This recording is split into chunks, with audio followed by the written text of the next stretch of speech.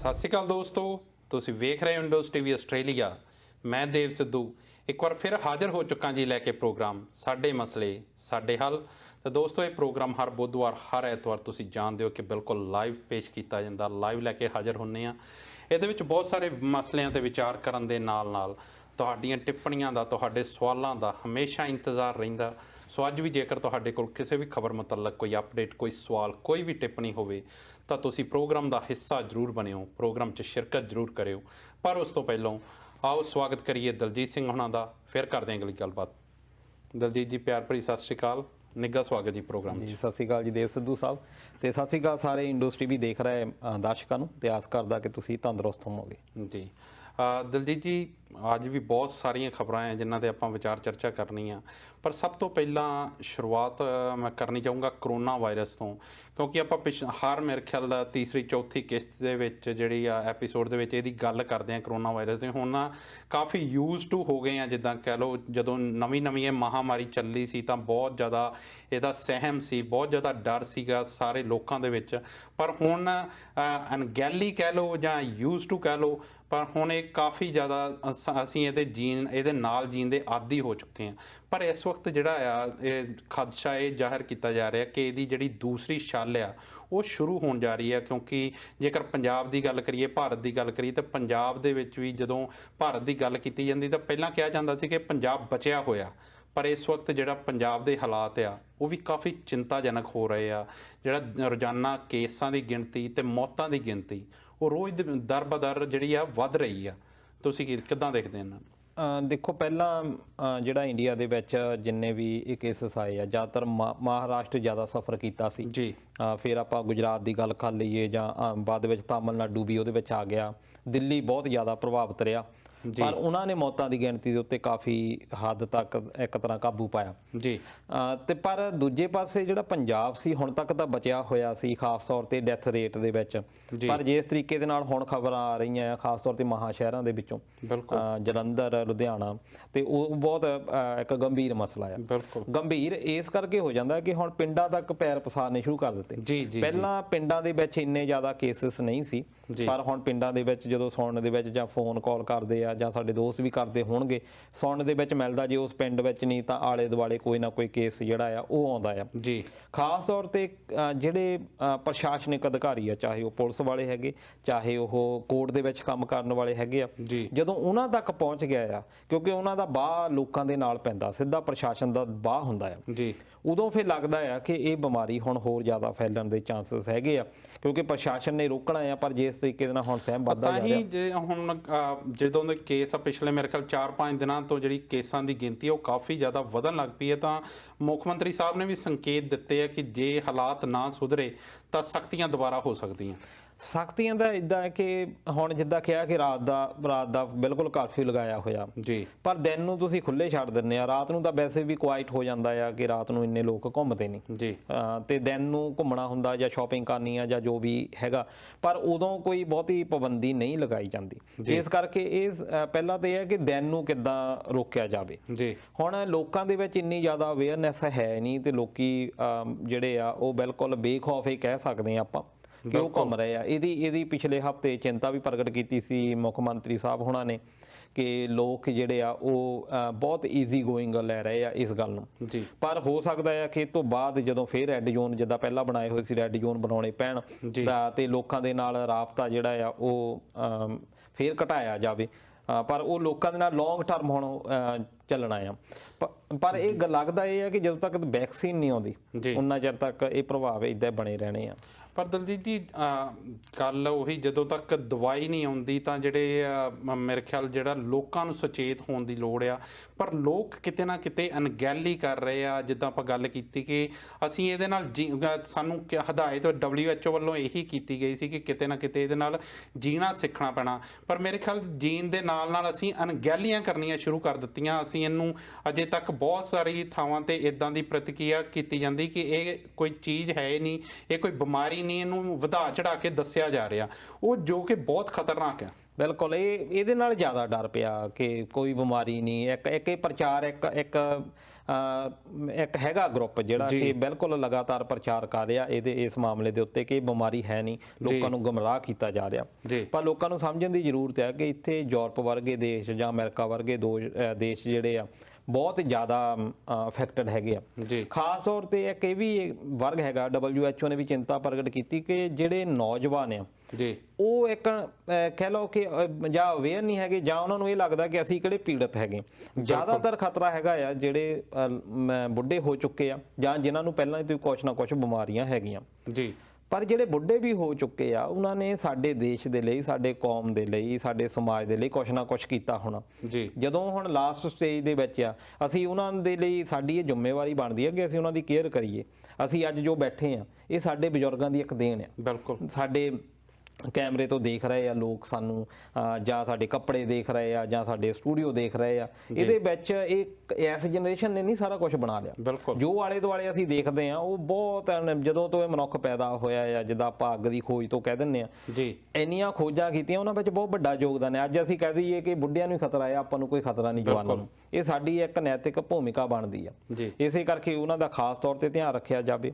ਜਿਹੜੇ ਹੈਗੇ ਆ ਜਾਂ ਜਿਨ੍ਹਾਂ ਨੂੰ ਪਹਿਲਾਂ ਤੋਂ ਬਿਮਾਰੀਆਂ ਹੈਗੀਆਂ, ਕੋਈ ਵੀ ਬੰਦਾ ਇਹ ਨਾ ਸੋਚੇ ਕਿ ਮੈਂ ਸੇਫ ਹਾਂ ਪਰ ਉਹਦੀ ਜੇ ਉਹ ਸੇਫ ਆਪਣੇ ਆਪ ਮਹਿਸੂਸ ਵੀ ਕਰਦਾ, ਪਰ ਉਹਦਾ ਇਹ ਜਿਹੜੀ ਮੇਰੇ ਖਿਆਲ ਜਿਹੜੀ ਸੋਚ ਕੰਮ ਕਰਦੀ ਹੈ ਕਿ ਸ਼ਾਇਦ ਇਹ ਜਵਾਨਾਂ ਨੂੰ ਕੁਝ ਨਹੀਂ ਕਹਿੰਦਾ। ਪਰ ਬਹੁਤ ਸਾਰੀਆਂ ਇਦਾਂ ਦੇ ਕੇਸ ਮੇਰੇ ਖਿਆਲ ਸਾਹਮਣੇ ਪਿਛਲੇ ਦਿਨਾਂ 'ਚ ਆਏ ਕਿ ਜਵਾਨਾਂ ਲਈ ਵੀ ਉਨਾ ਹੀ ਖਤਰਨਾਕ ਜਿੰਨਾ ਕਿ ਬਜ਼ੁਰਗਾਂ ਲਈ। ਬਿਲਕੁਲ, ਈਵਨ ਕਿ ਬੱਚਿਆਂ ਦੀਆਂ ਵੀ ਮੌਤਾਂ ਹੋਈਆਂ ਆ। ਇਹ ਡਿਪੈਂਡ ਕਰਦਾ ਹੈ ਕਿ ਤੁਸੀਂ ਉਸ ਵਾਇਰਸ ਦੀ ਇਮਿਊਨ ਸਿਸਟਮ ਤੁਹਾਡਾ ਕਿੱਦਾਂ ਉਹਨੂੰ ਰਿਸਪੌਂਡ ਕਰਦਾ ਤੇ ਉਹ ਰਿਸਪੌਂਡਿੰਗ ਦੇ ਉੱਤੇ ਹੈਗਾ। ਤੇ ਲੋਕਾਂ ਨੂੰ ਅਸੀਂ ਇਹ ਕਹਿੰਦੇ ਆ, ਦੇਖੋ ਨੋ ਡਾਊਟ ਕਿ ਪੰਜਾਬ ਜਾਂ ਆਪਾਂ ਇੰਡੀਆ ਪੂਰੇ ਦੀ ਗੱਲ ਕਰ ਲਈਏ ਕਿ ਸਾਨੂੰ ਰੋਜੀ ਰੋਟੀ ਦੇ ਲਈ ਵੀ ਕੰਮ ਕਰਨੇ ਪੈਣੇ ਆ।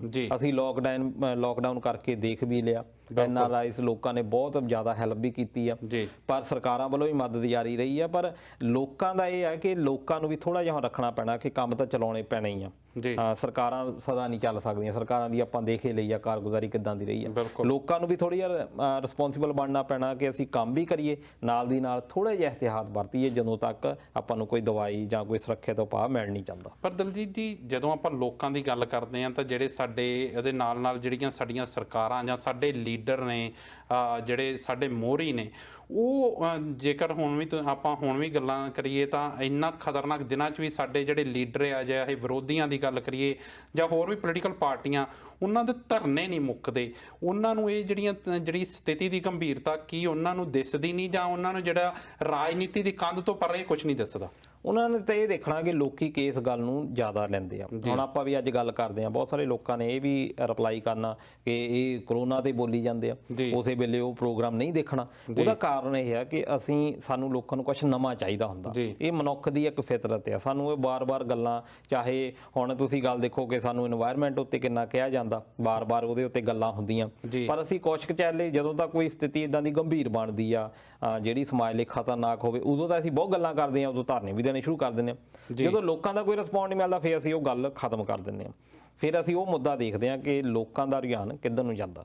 ਜੀ ਬਿਲਕੁਲ ਦਲਜੀਤ ਜੀ, ਇਹਦੇ ਨਾਲ ਮੈਂ ਚਾਹੁੰਦਾ ਕਿ ਆਪਾਂ ਇੱਥੋਂ ਆਸਟ੍ਰੇਲੀਆ ਦੀ ਵੀ ਗੱਲ ਜ਼ਰੂਰ ਕਰੀਏ, ਕਿਉਂਕਿ ਆਸਟ੍ਰੇਲੀਆ ਨੂੰ ਨਿਊਜ਼ੀਲੈਂਡ ਦੇ ਨਾਲ ਆਸਟ੍ਰੇਲੀਆ ਦਾ ਵੀ ਸਮਝਿਆ ਜਾਂਦਾ ਸੀ ਕਿ ਆਸਟ੍ਰੇਲੀਆ ਨੇ ਇਹਦੇ ਤੇ ਕਾਬੂ ਕਾਫੀ ਚੰਗੀ ਤਰ੍ਹਾਂ ਪਾਇਆ। ਪਰ ਪਿੱਛੇ ਜੇ ਆਪਾਂ ਦੇਖਿਆ ਕਿ ਪਿਛਲੇ ਕੁਝ ਦਿਨਾਂ ਤੋਂ ਵਿਕਟੋਰੀਆ ਦੇ ਵਿੱਚ ਜਾਂ ਨਿਊ ਸਾਊਥ ਵੇਲਜ਼ ਦੇ ਵਿੱਚ ਇਹਦਾ ਦੁਬਾਰਾ ਉਛਾਲਾ ਵੱਜਾ, ਦੁਬਾਰਾ ਉਬਾਲ ਆਇਆ, ਜੋ ਕਿ ਕਾਫੀ ਗੰਭੀਰ ਸਥਿਤੀ ਬਣੀ ਹੋਈ ਹੈ। ਉਹਦੇ ਤੇ ਕੀ ਕਹਿਣਾ ਚਾਹੋਗੇ? ਮੈਲਬੌਰਨ ਵਿੱਚ ਤਾਂ ਅਜੇ ਵੀ ਸਥਿਤੀ ਕਾਫੀ ਚਿੰਤਾਜਨਕ ਆ। ਬਹੁਤ ਸਾਰੇ ਲੋਕ ਅਜੇ ਵੀ ਘਰਾਂ ਦੇ ਵਿੱਚ ਕਹਿ ਲਓ ਕਿ ਪੂਰੀਆਂ ਇੰਸਟਰਕਸ਼ਨਸ ਉਹਨਾਂ ਨੂੰ ਦਿੱਤੀਆਂ ਜਾਂਦੀਆਂ, ਤੁਹਾਨੂੰ ਮਾਸਕ ਪਾ ਕੇ ਰੱਖਣਾ ਪੈਂਦਾ ਆ, ਤੁਹਾਨੂੰ ਬਾਹਰ ਉਹਦੇ ਉੱਤੇ ਵੀ ਕੰਡੀਸ਼ਨਸ ਹੈਗੀਆਂ, ਵਰਕ ਤੇ ਜਾਣਾ ਆ ਉਹਦੇ ਲਈ ਵੀ ਪਰਮਿਟ ਲੈਣੇ ਪੈਂਦੇ ਆ। ਆਪਣੇ ਕੁਈਨਸਲੈਂਡ ਦੀ ਆਪਾਂ ਗੱਲ ਕਰ ਲਈਏ ਕਿ ਬਾਰਡਰ ਅਜੇ ਤੱਕ ਕਲੋਜ਼ ਰਹਿ ਗਏ ਆ, ਤੁਸੀਂ ਆ ਜਾ ਸਕਦੇ ਨਹੀਂ ਕਿਸੇ ਵੀ ਸਟੇਟ ਦੇ ਵਿੱਚ। ਉਹ ਅਸਲ ਦੇ ਵਿੱਚ ਇਹੀ ਆ ਕਿ ਸੇਫਟੀ ਰੱਖੀ ਜਾਵੇ, ਕਿਉਂਕਿ ਹੁਣ ਤੱਕ ਆਸਟ੍ਰੇਲੀਆ ਬਚਿਆ ਰਿਹਾ ਆ, ਪਰ ਪਿਛਲੇ ਦਿਨਾਂ ਦੇ ਵਿੱਚ ਦੇਖਿਆ ਕਿ ਨਿਊ ਸਾਊਥ ਵੇਲਜ਼ ਤੇ ਖਾਸ ਤੌਰ ਤੇ ਮੈਲਬੌਰਨ ਇਹ ਬਹੁਤ ਜ਼ਿਆਦਾ ਪ੍ਰਭਾਵਿਤ ਰਹੇ ਆ। ਤੇ ਹੁਣ ਪਰ ਇੱਥੇ ਦੀ ਇੱਕ ਖਾਸੀਅਤ ਇਹ ਵੀ ਆਪਾਂ ਮੰਨ ਸਕਦੇ ਹਾਂ ਕਿ ਆਬਾਦੀ ਇੰਨੀ ਜ਼ਿਆਦਾ ਨਹੀਂ। ਇੰਡੀਆ ਦੇ ਵਿੱਚ ਆਬਾਦੀ ਬਹੁਤ ਆ, ਬ੍ਰਾਜ਼ੀਲ ਦੇ ਵਿੱਚ ਬਹੁਤ ਜ਼ਿਆਦਾ ਆਬਾਦੀ ਆ, ਅਮਰੀਕਾ ਦੇ ਵਿੱਚ ਬਹੁਤ ਜ਼ਿਆਦਾ ਆਬਾਦੀ ਆ, ਖਾਸ ਤੌਰ ਤੇ ਵੱਡੇ ਸ਼ਹਿਰਾਂ ਦੇ ਵਿੱਚ ਜੀ, ਉਹਨਾਂ ਦੇ ਵਿੱਚ ਕੰਟਰੋਲ ਕਰਨਾ ਬਹੁਤ ਜ਼ਿਆਦਾ ਔਖਾ ਹੈ, ਕਿਉਂਕਿ ਇਹ ਲਾਗ ਦੀ ਇੱਕ ਬਿਮਾਰੀ ਹੈ ਜੀ। ਤੇ ਨਿਊਜ਼ੀਲੈਂਡ ਤੇ ਆਸਟ੍ਰੇਲੀਆ ਦੇ ਵਿੱਚ ਇਹ ਕਹਿ ਸਕਦੇ ਆ ਨਾ ਕੋਈ ਮਾਰਜਨ ਪੁਆਇੰਟ ਹੈਗਾ ਕਿ ਥੋੜਾ ਜਿਹਾ ਇਹਨਾਂ ਲਈ ਦੇਖੋ ਹੈਗਾ ਤਾਂ ਚੈਲੰਜਿੰਗ ਜੌਬ ਆ ਕਿਸੇ ਵੀ ਦੇਸ਼ ਦੇ ਲਈ, ਚਾਹੇ ਆਬਾਦੀ ਘੱਟ ਹੈ ਚਾਹੇ ਨਹੀਂ, ਕਿ ਜਦੋਂ ਬੰਦਾ ਇੱਕ ਥਾਂ ਤੋਂ ਦੂਜੀ ਥਾਂ ਦੇ ਉੱਤੇ ਮੂਵ ਕਰਦਾ। ਪਰ ਇਸ ਕਰਕੇ ਇਹ ਥੋੜਾ ਜਿਹਾ ਕਹਿ ਸਕਦੇ ਆ ਕਿ ਸਰਕਾਰ ਲਈ ਥੋੜਾ ਜਿਹਾ ਸੌਖਾ, ਤੇ ਸਰਕਾਰਾਂ ਤਨਦੇਹੀ ਦੇ ਨਾਲ ਪ੍ਰਸ਼ਾਸਨ ਦੇ ਨਾਲ ਵੀ ਮਿਲ ਕੇ ਕੰਮ ਕਰਦੀਆਂ, ਪਰ ਲੋਕਾਂ ਦੇ ਵਿੱਚ ਅਵੇਅਰਨੈਸ ਬਹੁਤ ਆ। ਬਿਲਕੁਲ ਇਹੀ ਜੇ ਹੁਣ ਟਿੱਪਣੀ ਦੀ ਗੱਲ ਕਰੀਏ ਤਾਂ ਇੰਦਰਜੀਤ ਵਰਮਾ ਹੋਣਾ ਦੀ ਵੀ ਇਹੀ ਟਿੱਪਣੀ ਆਈ ਕਿ ਜਿਹੜੀ ਲੋਕਾਂ ਦੇ ਵਿੱਚ ਅਵੇਅਰਨੈਸ ਦੀ ਘਾਟ ਆ, ਜਿਹੜਾ ਕਰੋਨਾ ਹੈ ਉਹ ਬਹੁਤ ਵੱਡੀ ਮਹਾਮਾਰੀ ਆ, ਤਾਂ ਸ਼ਾਇਦ ਇਹਨੂੰ ਲੋਕ ਕਿਤੇ ਨਾ ਕਿਤੇ ਜਿਹੜੀ ਆ ਉਹ ਅਵੇਅਰ ਨਹੀਂ ਹੈਗੇ ਇਹਦੇ ਬਾਰੇ। ਬਿਲਕੁਲ ਬਿਲਕੁਲ, ਤੇ ਉਹ ਜ਼ਿਆਦਾ ਵਧੀਆ ਤਰੀਕੇ ਨਾਲ ਦੱਸ ਸਕਦੇ ਆ ਕਿਉਂਕਿ ਇੰਡੀਆ ਦੇ ਵਿੱਚ ਬੈਠੇ ਆ ਜੀ। ਤੇ ਜਿਹੜੇ ਲੋਕਾਂ ਦੇ ਵਿੱਚ ਇੱਕ ਅਵੇਅਰਨੈਸ ਜਿਹੜੀ ਆ ਉਹ ਪਹਿਲੇ ਦਿਨ ਤੋਂ ਹੀ ਹੈ ਨਹੀਂ, ਲੋਕੀ ਵੀ ਪਹਿਲਾਂ ਤੋਂ ਇਹ ਕਰਦੇ ਰਹੇ ਵੀ ਐਵੇਂ ਹੋਊਗਾ ਆ, ਪਰ ਲੋਕਾਂ ਦਾ ਰਿਸਪੌਂਸ ਜਿਹੜਾ ਬਹੁਤ ਜ਼ਰੂਰੀ ਆ। ਜੀ ਬਿਲਕੁਲ, ਕਿਉਂਕਿ ਮੇਰੇ ਖਿਆਲ ਜਿੰਨੇ ਚਿਰ ਤੱਕ ਦਵਾਈ ਨਹੀਂ ਬਣਦੀ ਤਾਂ ਜਿਹੜੀ ਲੋਕਾਂ ਦੀ ਜ਼ਿੰਮੇਵਾਰੀ ਆ ਜਾਂ ਸਾਡੀਆਂ ਸਰਕਾਰਾਂ ਦੀ ਜ਼ਿੰਮੇਵਾਰੀ ਆ, ਸਰਕਾਰਾਂ ਦਾ ਵੀ ਮੇਰੇ ਖਿਆਲ ਜਿਹੜਾ ਕੰਮ ਹੈ ਜਾਂ ਜੇ ਉਹ ਸਖਤੀਆਂ ਕਰਨਗੀਆਂ, ਪਰ ਜਿਹੜੀ ਫੋਲੋ ਮੇਰੇ ਖਿਆਲ ਲੋਕਾਂ ਨੂੰ ਕਰਨਾ ਪੈਣਾ। ਸੋ ਜਿਹੜੀ ਜ਼ਿੰਮੇਵਾਰੀ ਜਿਹੜੀ ਲੋਕਾਂ ਦੀ ਆ ਉਹ ਬਹੁਤ ਜ਼ਿਆਦਾ ਵੱਧ ਜਾਂਦੀ। ਸੋ ਸਾਨੂੰ ਜਿੰਨੇ ਚਿਰ ਦੋਸਤੋ ਇਹ ਬਹੁਤ ਵੱਡੀ ਮਹਾਮਾਰੀ ਆ, ਬਹੁਤ ਸਾਰੇ ਇਹ ਸੋਚ ਜਿੱਦਾਂ ਕੰਮ ਕਰਦੀ ਹੈ ਕਿ ਕੁਝ ਨਹੀਂ ਕਹਿੰਦਾ, ਪਰ ਜਿਹੜੇ ਘਰ ਦੇ ਵਿੱਚ 70 ਵਿਸ਼ੇ ਇਹਦੇ ਕਰਕੇ ਉਹਨਾਂ ਨੂੰ ਪੁੱਛੋ ਕਿ ਜਿਹੜਾ ਕਰੋਨਾ ਵਾਇਰਸ ਹੈ ਕਿੱਡੀ ਵੱਡੀ ਬਿਮਾਰੀ ਆ। ਸੋ ਜਿੰਨੀਆਂ ਵੀ ਇਹ ਜਾਨਾਂ ਗਈਆਂ ਆ ਉਹ ਮੇਰੇ ਖਿਆਲ ਉਹ ਆਪਣੇ ਆਪ ਦੇ ਵਿੱਚ ਬਿਆਨ ਕਰਦੀਆਂ ਕਿ ਇਹ ਜਿਹੜੇ ਹਾਲਾਤ ਆ ਇਹ ਕਿੰਨੇ ਗੰਭੀਰ ਨੇ। ਸੋ ਸਾਨੂੰ ਜਿਹੜੇ ਸੁਚੇਤ ਹੋਣ ਦੀ ਬਹੁਤ ਜ਼ਿਆਦਾ ਲੋੜ ਆ। ਅਸੀਂ ਵਾਰ-ਵਾਰ ਇਹ ਆਪਣੇ ਪਲੇਟਫਾਰਮ ਤੋਂ ਇਹੀ ਕਹਿੰਦੇ ਆ ਕਿ ਇਹਦੇ ਤੋਂ ਸੁਚੇਤ ਹੋ, ਆਪਣੀ ਜਿਹੜੀ ਪਰਸਨਲ ਹਾਈਜੀਨ ਆ ਜਾਂ ਸੋਸ਼ਲ ਡਿਸਟੈਂਸਿੰਗ ਆ ਉਹ ਮੇਨਟੇਨ ਰੱਖੋ। ਸੋ ਇੱਕ ਵਾਰ ਫਿਰ ਸਾਡੀ ਬੇਨਤੀ ਇਹੀ ਆ ਕਿ ਇਹਦੇ ਬਾਰੇ ਅਵੇਅਰ ਜ਼ਰੂਰ ਹੋਵੋ। ਦਲਜੀਤ ਜੀ, ਇਸ ਤੋਂ ਬਾਅਦ ਜਿਹੜੀ ਮੈਂ ਗੱਲ ਕਰਨੀ ਚਾਹੁੰਦਾ ਪੰਜਾਬ ਦੀ ਰਾਜਨੀਤੀ ਬਾਰੇ ਗੱਲ ਕਰਨੀ ਚਾਹੁੰਦਾ। ਆਪਾਂ ਅੱਗੇ ਵੀ ਗੱਲ ਕਰਦੇ ਹੁੰਦੇ ਕਿ ਪੰਜਾਬ ਦੀ ਰਾਜਨੀਤੀ 'ਚ ਕੁਝ ਕੁ ਐਸੇ ਮੁੱਦੇ ਨੇ ਜਿਹੜੇ ਕਦੀ ਵੀ ਠੰਡੇ ਨਹੀਂ ਪੈਂਦੇ। ਜਿਹੜੇ ਸਾਡੇ ਰਾਜਨੇਤਾ ਉਹਨਾਂ ਨੂੰ ਜਦੋਂ ਮਰਜ਼ੀ ਕੱਢ ਕੇ ਤੇ ਉਹਨਾਂ 'ਤੇ ਰਾਜਨੀਤੀ ਕਰਦੇ ਆ। ਜਦੋਂ ਦਾ ਮੇਰੇ ਖਿਆਲ ਪੰਜਾਬ ਹਰਿਆਣਾ ਬਣਿਆ ਉਦੋਂ ਤੋਂ ਹੀ ਜਿਹੜੇ ਇਦਾਂ ਦੀ ਵੰਡ ਹੋਈ ਉਦੋਂ ਤੋਂ ਕੁਝ ਮੁੱਦੇ ਉਹਦੇ ਨਾਲ ਚੱਲੇ ਆ ਰਹੇ, ਜਿੱਦਾਂ ਕਿ ਚੰਡੀਗੜ੍ਹ ਦਾ ਮਸਲਾ, ਪੰਜਾਬੀ ਬੋਲਦੇ ਇਲਾਕਿਆਂ ਦਾ ਮਸਲਾ, ਤੇ ਇਦਾਂ ਦਾ ਇੱਕ ਮਸਲਾ SYL ਨਹਿਰ ਦਾ ਹੁਣ ਇੱਕ ਵਾਰ ਫਿਰ ਤੋਂ ਮੁੱਦਾ ਗਰਮਾਇਆ। ਤੇ ਸਾਡੇ ਜਿਹੜੇ ਮੁੱਖ ਮੰਤਰੀ ਸਾਹਿਬ ਕੈਪਟਨ ਅਮਰਿੰਦਰ ਸਿੰਘ ਆ ਉਹਨਾਂ ਨੇ ਇੱਕ ਵੀਡੀਓ ਕਾਨਫਰੰਸ ਕੀਤੀ ਆ ਕੇਂਦਰੀ ਜਲ ਸ਼ਕਤੀ ਮੰਤਰੀ ਨਾਲ, ਸ਼ਿਖਾਵਤ ਹੋਣਾ ਨਾਲ। ਉਹਨਾਂ ਬਾਰੇ ਕੀ ਕਹਿਣਾ ਚਾਹੋਗੇ? ਇਹ ਗਜਿੰਦਰ ਸ਼ੇਖਾਵਤ ਨੇ ਜਿਹੜੇ ਜਲ ਸ਼ਕਤੀ ਮੰਤਰੀ ਤੁਸੀਂ ਗੱਲ ਕੀਤੀ ਆ ਜੀ, ਉਹਨਾਂ ਨੂੰ ਸੁਪਰੀਮ ਕੋਰਟ ਦੇ ਦੁਆਰਾ ਕਿਹਾ ਗਿਆ ਸੀ ਸਰਕਾਰ ਨੂੰ ਕਿ ਤੁਸੀਂ ਇਹਨਾਂ ਦਾ ਹੱਲ ਕਰਵਾਓ ਜੀ, ਕਿਉਂਕਿ ਕਾਫੀ ਇਹ ਹੋਊਗਾ ਆ। ਪਰ ਲੋਕਾਂ ਨੂੰ ਇਹ ਜਿੱਦਾਂ ਤੁਸੀਂ ਗੱਲ ਕੀਤੀ ਹੈ ਕਿ ਇੱਕ ਪੋਲੀਟੀਕਲ ਇਸ਼ੂ ਬਣਾਇਆ ਹੋਇਆ ਜੀ, ਪਰ ਲੋਕਾਂ ਨੂੰ ਇਹਦਾ ਇਤਿਹਾਸ ਜ਼ਰੂਰ ਜਾਣਨਾ ਚਾਹੀਦਾ ਕਿ ਜਿਹੜੇ ਲੀਡਰ ਅੱਜ ਗੱਲਾਂ ਕਰ ਰਹੇ ਆ ਇਹਨਾਂ ਦੀਆਂ ਪਾਰਟੀਆਂ ਨਹੀਂ ਤਾਂ ਇਹ ਕੰਡੇ ਬੀਜੇ ਹੋਏ ਆ ਜੀ। ਜਿੱਦਾਂ ਇੱਕ ਕਿਹਾ ਜਾਂਦਾ ਕਿ ਪੰਜਾਬ ਤਕਸੀਮ ਦਰ ਤਕਸੀਮ, ਪੰਜਾਬ ਦੀ ਵੰਡ ਤੇ ਵੰਡ ਤੇ ਵੰਡ ਹੁੰਦੀ ਰਹੀ। ਜੀ 1947 ਦੇ ਵਿੱਚ ਇਹੀ ਦਰਿਆ ਸੀਗੇ ਜਿਨ੍ਹਾਂ ਦੇ ਵਿੱਚੋਂ 3 ਸਾਨੂੰ ਮਿਲ ਗਏ, ਸਤਲੁਜ, ਬਿਆਸ ਤੇ ਰਾਵੀ ਜੀ।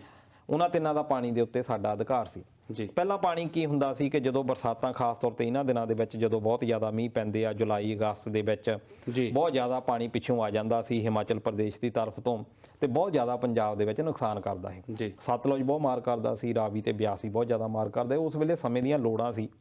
ਫਿਰ ਉਦੋਂ ਵੀ ਡਿਵੀਜ਼ਨ ਕਰ ਦਿੱਤੀ ਗਈ 1947 ਦੇ ਵਿੱਚ ਕਿਉਂਕਿ ਉਸ ਵੇਲੇ ਪੰਜਾਬ ਤੇ ਇੱਕ ਪੈਪਸੂ ਵੀ ਰਾਜ ਸੀ ਜੀ। ਉਹਦੇ ਵਿੱਚ ਇਹ ਕਰ ਦਿੱਤਾ ਗਿਆ ਕਿ ਪੈਪਸੂ ਨੂੰ ਇੰਨਾ ਪਰਸੈਂਟੇਜ ਦੇਣੀ ਆ, ਇੰਨੀ ਪੰਜਾਬ ਨੂੰ ਦੇਣੀ ਆ, ਇੰਨੀ ਜੰਮੂ ਕਸ਼ਮੀਰ ਨੂੰ ਦੇਣੀ ਆ, ਤੇ ਜਿਹੜੀ ਗੰਗ ਨਹਿਰ ਪਹਿਲੇ ਗੋਰਿਆਂ ਨੇ ਬਣਾਈ ਹੋਈ ਸੀ ਰਾਜਸਥਾਨ ਨੂੰ ਉਹ ਪਹਿਲਾਂ ਹੀ ਜਾਂਦੀ ਸੀ ਉਹਦੇ ਵਿੱਚ ਵੀ ਕਰ ਦਿੱਤਾ ਕਿ ਇੰਨਾ ਰਾਜਸਥਾਨ ਨੂੰ ਹਿੱਸਾ ਮਿਲਣਾ ਜੀ। ਫਿਰ ਪੈਪਸੂ ਤੇ ਪੰਜਾਬ ਇਕੱਠੇ ਹੋ ਜਾਂਦੇ 1956 ਦੇ ਵਿੱਚ। ਫਿਰ 1966 ਦੇ ਵਿੱਚ ਪੰਜਾਬ ਇਕੱਠਾ ਹੋ ਗਿਆ ਜਦੋਂ ਵੱਖਰਾ ਬਣ ਗਿਆ ਹਰਿਆਣੇ ਤੋਂ। ਪਹਿਲਾਂ ਜਦੋਂ ਪੈਪਸੂ ਤੇ ਇਕੱਠੇ ਹੋਇਆ, ਪੈਪਸੂ ਦਾ ਤੇ ਪੰਜਾਬ ਦਾ ਦੋਨਾਂ ਦਾ ਇਕੱਠਾ ਇਹਨਾਂ ਨੂੰ 7.8 ਜਿਹੜਾ ਫੀਟ ਪਰ ਹੈਕਟੇਅਰ ਜਿਹੜਾ ਦੇ ਦਿੱਤਾ ਗਿਆ ਜੀ। ਉਹ ਪਾਣੀ ਜਿਹੜਾ ਆ ਪੂਰਾ ਮਿਲਦਾ ਸੀ ਉਹਨਾਂ ਨੂੰ। ਪਰ ਫਿਰ ਬਾਅਦ ਦੇ ਵਿੱਚ ਹਰਿਆਣਾ ਬਣ ਗਿਆ ਉਸੇ ਪੰਜਾਬ ਪੈਪਸੂ ਦੀ ਸਟੇਟ ਦੇ ਵਿੱਚੋਂ ਜਦੋਂ ਵੱਖਰਾ ਪੰਜਾਬ ਬਣਿਆ ਜੀ। ਫਿਰ ਉਸ 7.8 ਟੋਟਲ ਪੰਜਾਬ ਨੂੰ ਮਿਲਦਾ ਸੀ, ਉਹਨੂੰ ਕਹਿ ਦਿੱਤਾ ਗਿਆ ਕਿ ਤੁਹਾਨੂੰ 4.8% ਹੀ ਦੇਵਾਂਗੇ ਜੀ। ਹੁਣ ਉਹਦੇ ਵਿੱਚ ਉਦੋਂ ਤਾਂ ਇਹ ਗੱਲ ਸੋਚੀ ਨਹੀਂ। ਜੇ ਹੁਣ ਦੇਖਿਆ ਜਾਵੇ 1977 ਦੇ ਵਿੱਚ ਚੌਧਰੀ ਦੇਵੀ ਲਾਲ ਤੇ ਪ੍ਰਕਾਸ਼ ਸਿੰਘ ਬਾਦਲ ਦੀ ਸਰਕਾਰ ਸੀ, ਇਹਨਾਂ ਦੇ ਦਰਮਿਆਨ ਹੀ ਇਹ ਨਹਿਰ ਬਣਨ ਦਾ ਸਮਝੌਤਾ ਬਣਿਆ ਜੀ। ਸਤਲੁਜ ਜਮਨਾ ਲਿੰਕ ਨਹਿਰ ਜਿਹਨੇ ਕਿ ਸਤਲੁਜ ਤੋਂ ਲੈ ਕੇ ਜਮਨਾ ਵੱਲ ਨੂੰ ਜਾਣਾ ਸੀ ਜੀ। ਹੁਣ ਉਹਦੇ ਵਿੱਚ ਇਹ ਕਿਹਾ ਗਿਆ ਸੀ ਕਿ ਜਦੋਂ ਸਾਨੂੰ ਲੋੜ ਹੋਈ ਅਸੀਂ ਜਮਨਾ ਤੋਂ ਪਾਣੀ ਇੱਧਰ ਨੂੰ ਖਿੱਚ ਲਿਆ ਕਰਨਾ, ਜਦੋਂ ਇੱਧਰੋਂ ਲੋੜ ਹੋਈ ਤਾਂ ਉੱਧਰ ਨੂੰ ਚਲੇ ਜਾਇਆ ਕਰਨਾ ਜੀ। ਪਰ ਇਹ ਤਾਂ ਇਹ ਸਿੱਧੀ ਜੀ ਧਾਰਨਾ ਆ, ਪਿਛਲੇ ਪ੍ਰੋਗਰਾਮ ਵਿੱਚ ਵੀ ਆਪਾਂ ਗੱਲ ਕੀਤੀ ਸੀ ਕਿ ਜਮਨਾ ਦਾ ਪਾਣੀ ਪੰਜਾਬ 'ਚ ਥੋੜੀ ਆਉਣਾ, ਬਿਲਕੁਲ ਇੱਧਰਲਾ ਪਾਣੀ ਇੱਧਰੋਂ ਉੱਚਾ ਪਾਣੀ ਆ ਤੇ ਇਹਨੇ ਉੱਧਰ ਨੂੰ ਜਾਣਾ ਹੈ ਜੀ। ਤੇ ਇਹ ਹੁਣ ਉਹਦੇ ਵਿੱਚ ਇਹ ਹੋ ਗਿਆ। ਪਰ 1980 ਦੇ ਵਿੱਚ ਫਿਰ ਦਰਬਾਰਾ ਸਿੰਘ ਦੀ ਸਰਕਾਰ ਆਉਂਦੀ ਆ ਕਾਂਗਰਸ ਦੀ ਜੀ। 1982 ਦੇ ਵਿੱਚ ਇੰਦਰਾ ਗਾਂਧੀ ਕਪੂਰੀ ਦੇ ਵਿੱਚ ਲਾਂਚ ਕਰ ਦਿੰਦੀ ਆ ਇਹ ਨਹਿਰ ਤੋਂ, ਤੇ ਦੇਵੀ ਲਾਲ ਨੇ ਪੈਸੇ ਵੀ ਪ੍ਰਕਾਸ਼ ਸਿੰਘ ਬਾਦਲ ਨੂੰ ਜਿਹੜੇ ਦਿੱਤੇ ਹੁੰਦੇ ਉਹਨੀ ਤਾਂ ਆਪਣਾ ਕੰਪਲੀਟ ਨਾ ਕੰਮ ਜਿਹੜਾ ਆ ਕਰ ਲਿਆ ਸੀ 1982-83 ਦੇ ਵਿੱਚ, ਆਪਣੇ ਪਾਸੇ ਵਾਲੀ ਨਹਿਰ ਬਣਾ ਲਈ ਸੀ ਕਿਉਂਕਿ ਉਹਨਾਂ ਨੂੰ ਤਾਂ ਲੋੜ ਸੀ, ਉਹਨਾਂ ਨੂੰ ਤਾਂ ਪਾਣੀ ਚਾਹੀਦਾ ਸੀ। ਜੀ ਜੀ ਜੀ। ਫਿਰ ਬਰਨਾਲਾ ਸਰਕਾਰ ਇਹਨੇ ਕੰਮ ਸ਼ੁਰੂ ਕਰਵਾ ਦਿੱਤਾ। 1990 ਦੇ ਵਿੱਚ ਕੀ ਹੋਇਆ ਕਿ ਉਸ ਵੇਲੇ ਅੱਤਵਾਦ ਦਾ ਦੌਰ ਸੀ, ਜਿਹੜਾ ਇੰਜੀਨੀਅਰ ਸੀ ਮੇਨ ਇੰਜੀਨੀਅਰ ਉਹਨੂੰ ਮਾਰ ਦਿੱਤਾ ਗਿਆ ਅੱਤਵਾਦੀਆਂ ਦੇ ਦੁਆਰਾ। ਜੀ। ਫਿਰ ਇਹ ਨਹਿਰ ਦਾ ਪਾਣੀ ਰੁਕ ਗਿਆ 1990 ਦੇ ਵਿੱਚ, ਯਾਨੀ ਨਹਿਰ ਬਣਨੀ ਪੰਜਾਬ ਵਾਲੇ ਪਾਸਿਓਂ ਇਹ ਰੁਕ ਗਈ ਜੀ। ਫਿਰ ਇਹ ਨਹਿਰ ਬਣੀ ਨਹੀਂ 1999 ਦੇ ਵਿੱਚ, ਜਦੋਂ ਬਣੀ ਨਹੀਂ ਤਾਂ ਫਿਰ ਹਰਿਆਣਾ ਸਰਕਾਰ ਸੁਪਰੀਮ ਕੋਰਟ ਦੇ ਵਿੱਚ ਗਈ ਆ ਕਿ ਤੁਸੀਂ ਸਾਨੂੰ ਪਾਣੀ ਜਿਹੜਾ ਆ ਸਾਡੇ ਪਾਸੇ ਵਾਲੀ ਤਿਆਰ ਆ, ਅਸੀਂ ਇੰਨੇ ਪੈਸੇ ਪੰਜਾਬ ਨੂੰ ਦੇ ਚੁੱਕੇ ਆ ਤੇ ਸਾਨੂੰ ਪਾਣੀ ਅਜੇ ਤੱਕ ਮਿਲਿਆ ਨਹੀਂ। ਫਿਰ ਉਸ ਤੋਂ ਬਾਅਦ ਸੁਪਰੀਮ ਕੋਰਟ ਦੇ ਵਿੱਚ ਇਹ ਕਾਫੀ ਦੇਰ ਚੱਲਦੀ ਰਹੀ। 2002 ਦੇ ਵਿੱਚ ਉਹਨੀ ਹਰਿਆਣੇ ਦੇ ਹੱਕ ਦੇ ਵਿੱਚ ਦੇ ਦਿੱਤਾ ਫੈਸਲਾ ਜੀ। ਫਿਰ ਇਹਨਾਂ ਨੇ ਪਟੀਸ਼ਨ ਪਾ ਦਿੱਤੀ ਰਿਵਿਊ ਫੈਸਲਾ ਕਰੋ। 2004 ਦੇ ਵਿੱਚ ਉਹਨਾਂ ਨੇ ਕਹਿ ਦਿੱਤਾ ਨਹੀਂ ਜੀ ਅਸੀਂ ਤੁਹਾਡਾ ਬਣਦਾ ਆ, ਤੁਸੀਂ ਸਮਝੌਤੇ ਕੀਤੇ ਹੋਏ ਆ, ਪਹਿਲਾਂ ਤੁਸੀਂ ਐਗਰੀਮੈਂਟ ਹੋਇਆ ਜਿਹੜਾ ਪ੍ਰਕਾਸ਼ ਸਿੰਘ ਬਾਦਲ ਤੇ ਦੇਵੀ ਲਾਲ ਦੇ ਵਿੱਚ ਹੋਇਆ। ਫਿਰ ਉਸ ਤੋਂ ਬਾਅਦ ਦਰਬਾਰਾ ਸਰਕਾਰ ਦੇ ਵੇਲੇ ਇੰਦਰਾ ਗਾਂਧੀ ਨੇ ਲਾਂਚ ਕੀਤਾ ਹੋਇਆ, ਉਹਨੇ ਤਾਂ ਪੇਪਰ ਵਰਕ ਕਰ ਦਿੱਤਾ ਜੀ। 2004 ਜੀ ਜਿੱਦਾਂ ਤੁਸੀਂ ਗੱਲ ਕਰ ਰਹੇ ਹੋ, ਪਹਿਲੋਂ ਸਮਝੌਤੇ ਜਿਹੜੇ ਦੇਵੀ ਲਾਲ ਤੇ ਪ੍ਰਕਾਸ਼ ਸਿੰਘ ਬਾਦਲ ਹੁਣਾਂ ਵਿੱਚ ਹੁੰਦੇ ਆ, ਫਿਰ ਜਿਹੜਾ ਟਾਕਿਆ ਉਹ ਕਾਂਗਰਸ ਦੇ ਇੰਦਰਾ ਗਾਂਧੀ ਹੁਣੀ ਆ ਕੇ ਲਾਉਂਦੇ ਆ। ਹੁਣ ਇਹੀ ਦੋ ਜਿਹੜੀਆਂ ਪਾਰਟੀਆਂ ਆ, ਕਾਂਗਰਸ ਲਾ ਲਓ ਚਾਹੇ ਸ਼੍ਰੋਮਣੀ ਅਕਾਲੀ ਦਲ ਲਾ ਲਓ, ਇਹੀ ਦੋ ਜਿਹੜੀਆਂ ਪਾਰਟੀਆਂ ਇਹ ਪਿਛਲੇ ਲੰਮੇ ਸਮੇਂ ਤੋਂ ਪੰਜਾਬ ਦੀ ਰਾਜਨੀਤੀ ਤੇ ਭਾਰੂ ਰਹੀਆਂ।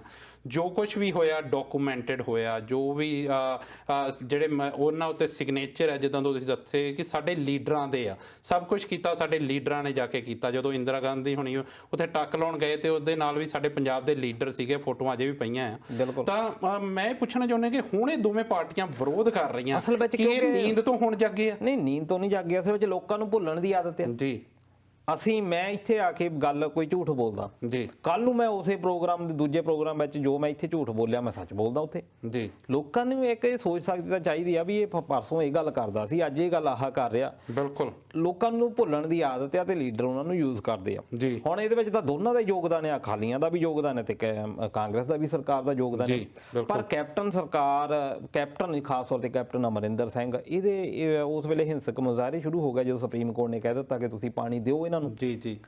ਫਿਰ ਇਹਨਾਂ ਨੇ ਟਰਮੀਨੇਸ਼ਨ ਆਫ ਜਿਹੜੇ ਐਗਰੀਮੈਂਟ ਆ, ਜਿਹੜਾ 2004 ਦਾ ਐਕਟ ਆ, ਕਿ ਇਹਨਾਂ ਨੇ ਪੁਰਾਣੇ ਸਮਝੌਤੇ ਹੀ ਰੱਦ ਕਰ ਦਿੱਤੇ ਜੀ। ਜਿਹੜੇ ਸਮਝੌਤੇ ਦਰਬਾਰਾ ਸਿੰਘ ਦੇ ਨਾਲ ਹੋਏ ਸੀ, ਜਿਹੜੇ ਪ੍ਰਕਾਸ਼ ਸਿੰਘ ਬਾਦਲ ਦੇ ਦੇਵੀ ਲਾਲ ਦੇ ਨਾਲ ਹੋਏ ਸੀ, ਕਿ ਅਸੀਂ ਇਹਨਾਂ ਨੂੰ ਮੰਨਦੇ ਨਹੀਂ ਜੀ। ਉਸ ਤੋਂ ਬਾਅਦ ਜਦੋਂ ਸਮਝੌਤੇ ਰੱਦ ਹੋ ਗਏ ਫਿਰ ਹਰਿਆਣਾ ਸੁਪਰੀਮ ਕੋਰਟ ਦੇ ਵਿੱਚ ਚਲੇ ਗਿਆ ਕਿ ਇਦਾਂ ਤਾਂ ਇਹ ਹੋਇਆ ਕਿ ਸਾਰੇ ਸਮਝੌਤੇ ਪਿਛਲੇ ਇਦਾਂ ਕਿੱਦਾਂ ਰੱਦ ਕਰ ਦੇਣਗੇ ਕਿ ਪਿਛਲੀਆਂ ਤੁਸੀਂ ਗੱਲਾਂ ਕੀਤੀਆਂ ਹੋਈਆਂ, ਐਗਰੀਮੈਂਟ ਹੋਏ ਆ, ਕੱਲ ਨੂੰ ਕੋਈ ਐਗਰੀਮੈਂਟ ਹੁੰਦਾ ਫਿਰ ਉਹਦੀ ਤਾਂ ਕੋਈ ਜਵਾਬਦੇਹੀ ਹੈ ਨਹੀਂ ਜੀ। ਸੁਪਰੀਮ ਕੋਰਟ ਨੇ ਕਿਉਂਕਿ ਹੁਣ ਉਹ ਐਗਰੀਮੈਂਟ ਕਰ ਦਿੱਤਾ ਸੀ, ਵਿਧਾਨ ਸਭਾ ਨੇ ਪਾਸ ਕਰ ਦਿੱਤਾ ਸੀ, ਇਹਨਾਂ ਨੂੰ ਵੀ ਅਕਾਲੀਆਂ ਨੂੰ ਵੀ ਸਪੋਰਟ ਕਰਨੀ ਪਈ ਜੀ, ਭਾਵੇਂ ਕਿ ਇਹਨਾਂ ਦੇ ਕੀਤੇ ਹੋਏ ਸੀ। ਫਿਰ ਉਸ ਤੋਂ ਬਾਅਦ ਉਹ ਰਾਸ਼ਟਰਪਤੀ ਦੇ ਕੋਲ ਚਲੇ ਗਿਆ, ਰਾਸ਼ਟਰਪਤੀ ਨੇ ਅੱਗੇ ਰੈਫਰ ਕਰ ਦਿੱਤਾ ਸੁਪਰੀਮ ਕੋਰਟ ਨੂੰ ਕਿ ਤੁਸੀਂ ਇਹਦੇ ਉੱਤੇ ਡਿਸੀਜਨ ਜਿਹੜਾ ਵੀ ਲੱਗਦਾ ਤੁਹਾਨੂੰ ਉਹ ਤੁਸੀਂ ਲੈ ਲਓ ਜੀ। ਸੁਪਰੀਮ ਕੋਰਟ ਨੇ ਫਿਰ ਉਹ ਕਾਰਵਾਈ ਇਹਦੇ ਉੱਤੇ ਚੱਲਦੀ ਰਹੀ। ਪਹਿਲੀ ਕਾਰਵਾਈ ਤਾਂ ਉਹਨਾਂ ਨੇ ਇਹ ਦਿੱਤੀ ਸੀ ਕਿ 2004 ਦੇ ਵਿੱਚ ਕਿ ਹਰਿਆਣੇ ਨੂੰ ਪਾਣੀ ਦਿਓ ਜੀ। ਉਸ ਤੋਂ ਬਾਅਦ ਅਗਲਾ ਜਿਹੜਾ ਰੌਲਾ ਪੈ ਗਿਆ ਕਿ ਜਿਹੜੇ ਐਗਰੀਮੈਂਟ ਰੱਦ ਕੀਤੇ ਆ, ਇੱਕ ਨਵਾਂ ਕੇਸ ਚੱਲ ਪਿਆ ਕੀ ਇਹ ਰੱਦ ਹੋ ਸਕਦੇ ਆ ਜੀ। ਫਿਰ ਉਹਦੇ ਉੱਤੇ ਡਿਸੀਜਨ ਚੱਲਦਾ ਰਿਹਾ, ਫਿਰ ਇਹ 2017 ਤੱਕ ਚੱਲਦਾ ਰਿਹਾ। ਤੇ ਹੁਣ ਜਿਹੜੀ ਫੇਰ ਇੱਕ ਵਾਰੀ ਗੱਲ ਹੋ ਗਈ ਕਿ ਜੁਲਾਈ ਮਹੀਨੇ ਦੇ ਵਿੱਚ ਸੁਪਰੀਮ ਕੋਰਟ ਨੇ ਕਹਿ ਦਿੱਤਾ ਕਿ ਤੁਸੀਂ ਪਹਿਲਾਂ ਰਲ ਮਿਲ ਕੇ ਦੇਖ ਲਓ ਜੀ, ਜੇ ਤੁਹਾਡਾ ਕੋਈ ਮਿਊਚੁਅਲ ਪੁਆਇੰਟ ਨਿਕਲਦਾ, ਕੋਈ ਸਮਝੌਤਾ ਹੁੰਦਾ ਤਾਂ ਤੁਸੀਂ ਕਰਕੇ ਦੇਖੋ, ਅਦਰਵਾਈਜ਼ ਤੁਸੀਂ ਫਿਰ ਸਾਡੇ ਤੱਕ ਆਓ। ਪਰ ਦਲਜੀਤ ਜੀ, ਜਿਸ ਤਰ੍ਹਾਂ ਦਾ ਜਿਹੜਾ ਕੈਪਟਨ ਅਮਰਿੰਦਰ ਸਿੰਘ ਉਹਨਾਂ ਨੇ ਹੁਣ ਇਹ ਕਿਹਾ ਕਿ ਜੇਕਰ ਇਹ ਜਿਹੜਾ ਕੰਮ ਨੇਪਰੇ ਚੜ੍ਹਦਾ ਜਾਂ ਇਸ ਚੀਜ਼ ਨੂੰ ਵਧਾਇਆ ਜਾਂਦਾ ਤਾਂ ਪੰਜਾਬ ਜਿਹੜਾ ਆ, ਪੰਜਾਬ ਦੇ ਵਿੱਚ ਜਿਹੜੀ ਆ ਮਾਹੌਲ ਖਰਾਬ ਹੋ ਸਕਦਾ ਤੇ ਸਾਰੇ ਦੇਸ਼ ਦਾ ਮਾਹੌਲ ਖਰਾਬ ਹੋ ਸਕਦਾ। ਉਹਨਾਂ ਨੇ ਖਾਸ ਤੌਰ ਤੇ ਰੈਫਰੈਂਸ ਹੀ ਦਿੱਤਾ ਜਸਟਿਸ ਆਫ 6 ਫॉर ਜਸਟਿਸ ਦਾ ਜੀ, ਕਿ ਪਹਿਲਾਂ ਹੀ ਹਾਲਾਤ ਖਰਾਬ ਨੇ। ਇਹਦੇ ਵਿੱਚ ਕੋਈ ਡਰ ਵੀ ਹੈ ਨਹੀਂ। ਜੇ ਇਸ ਤਰੀਕੇ ਦੇ ਨਾਲ ਦੇਖੋ, ਅਕਾਲੀਆਂ ਨੇ ਇਹ ਸਮਝੌਤਾ ਸ਼ੁਰੂ ਕੀਤਾ, ਬਾਅਦ ਚ ਉਹਨਾਂ ਨੇ ਵਿਰੋਧ ਵੀ ਉਹਨਾਂ ਨੇ ਸ਼ੁਰੂ ਕਰ ਦਿੱਤਾ ਜੀ।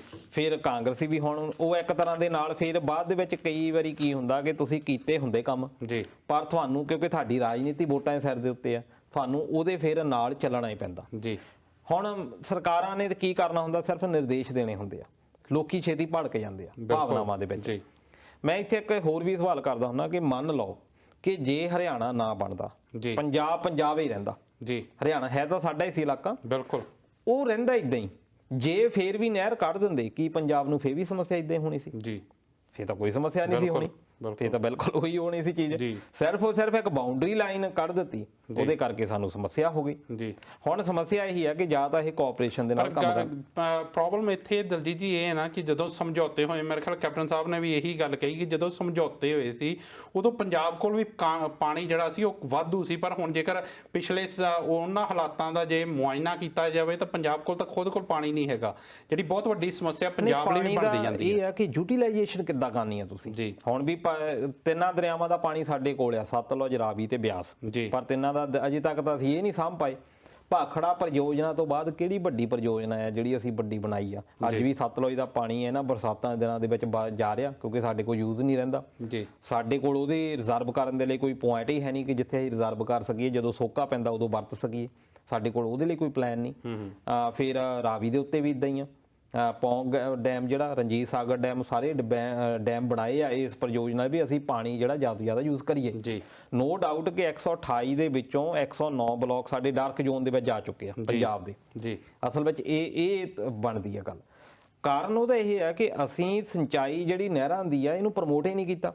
ਅਸੀਂ ਪਾਣੀ ਪਹਿਲਾਂ ਫ੍ਰੀ ਕਰ ਦਿੱਤਾ, ਜੀ ਬਿਜਲੀ ਫ੍ਰੀ ਕਰ ਦਿੱਤੀ ਕਿ ਅਸੀਂ ਬਿਜਲੀ ਤੁਹਾਨੂੰ ਫ੍ਰੀ ਦੇਵਾਂਗੇ, ਜਿੰਨਾ ਮਰਜ਼ੀ ਪਾਣੀ ਕੱਢੋ ਤੁਸੀਂ।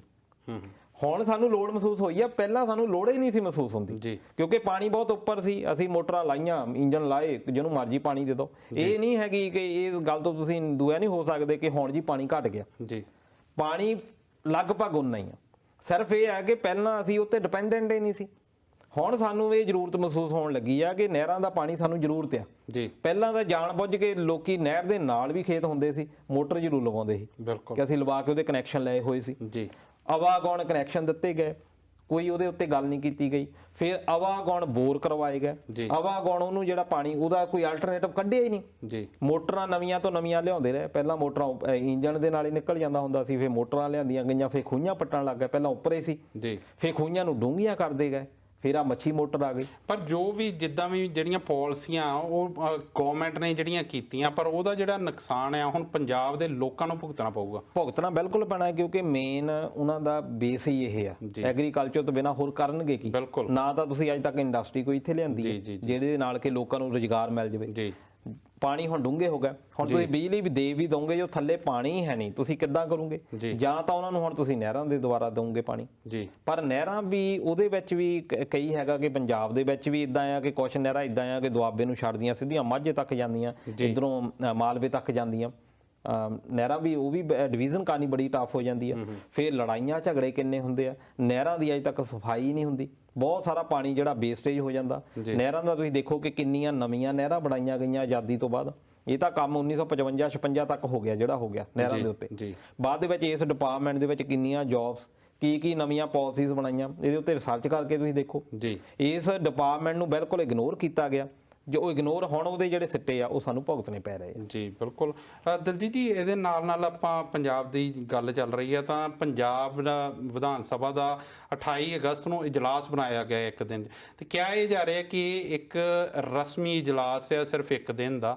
ਪਰ ਮੈਂ ਪੁੱਛਣਾ ਇੱਥੇ ਇਹ ਚਾਹੁੰਦਾ ਕਿ ਜੇ ਪੰਜਾਬ ਦੇ ਵਿੱਚ ਜ਼ਰੂਰੀ ਸੀ, ਪਰ ਜਿਹੜਾ ਲੋਕ ਸਭਾ ਦਾ ਜਾਂ ਕੇਂਦਰ ਦਾ ਇਜਲਾਸ ਆ ਉਹ ਅਜੇ ਤੱਕ ਕਦੀ ਵੀ ਨਹੀਂ ਬੁਲਾਇਆ ਗਿਆ, ਹੁਣ ਕਾਫੀ ਦੇਰ ਹੋ ਗਈ ਜਾਂਦਾ ਕਰੋਨਾ। ਇਹ ਦੋ ਗੱਲਾਂ ਹੈਗੀਆਂ। ਪਹਿਲਾਂ ਤਾਂ ਜਿਹੜਾ ਆਪਾਂ ਵਿਧਾਨ ਸਭਾ ਦੀ ਗੱਲ ਕਰੀਏ, ਆਰਟੀਕਲ 179 ਦੇ ਅੰਡਰ ਜਿਹੜੀ ਗੱਲ ਆਉਂਦੀ ਆ ਉਹਦੇ ਵਿੱਚ ਇਹ ਆ ਕਿ 6 ਮਹੀਨਿਆਂ ਦੇ ਵਿੱਚ ਤੁਸੀਂ ਇੱਕ ਵਾਰੀ ਜ਼ਰੂਰ ਇਜਲਾਸ ਸੱਦਣਾ ਪੈਂਦਾ। ਜਿਹੜੀ ਤੁਸੀਂ ਜੋ ਵੀ ਤੁਹਾਡੀ ਫਾਰਮਲ ਐਕਟੀਵਿਟੀਜ਼ ਹੈਗੀਆਂ, ਜੋ ਵੀ ਤੁਸੀਂ ਕੈਬਨਿਟ ਨੇ ਡਿਸੀਜਨ ਲੈਣੇ ਆ, ਉਹ ਦੱਸਣੇ ਜ਼ਰੂਰੀ ਹੁੰਦੇ 6 ਮਹੀਨੇ ਦੇ ਵਿੱਚ।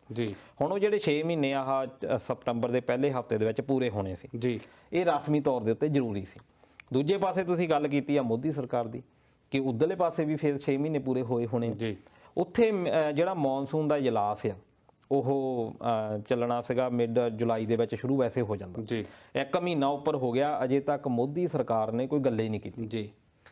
ਹੁਣ ਸਾਧਨ ਬਹੁਤ ਹੋ ਗਏ, ਜ਼ਰੂਰੀ ਨਹੀਂ। ਇੱਕ ਇਹਦਾ ਨਾਂ ਕੀ ਦਿੱਤਾ ਗਿਆ ਕਿ ਯਾਰ ਤੁਸੀਂ ਕਰੋਨਾ ਦੇ ਕਰਕੇ ਤੁਸੀਂ ਕਰੋਗੇ, ਕਰੋਨਾ ਕਰਕੇ ਅਸੀਂ ਸੱਦ ਨਹੀਂ ਸਕਦੇ। ਹੁਣ ਕੈਪਟਨ ਸਰਕਾਰ ਨੇ ਵੀ ਇੱਕ ਦਿਨ ਦਾ ਕਿਹਾ।